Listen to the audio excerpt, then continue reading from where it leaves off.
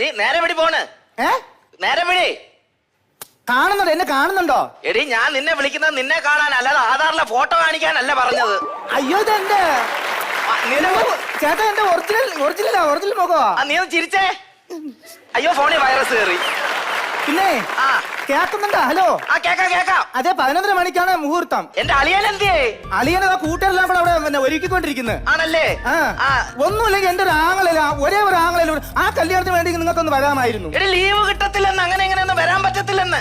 Leave കിട്ടത്തില്ലെങ്കിൽ പിള്ളേർ 5 ആയി. അതെപ്പോഴേ? അതെപ്പോഴെന്ന്? ഈ ഇടയ്ക്കിടയ്ക്ക് ലീവിന് വരുമ്പോ ആലോചിക്കണം. പിന്നെ പറ, എന്തെങ്കിലും പറ, സമയമല്ല, എല്ലാരും വന്ന് നിൽക്കുന്നത്.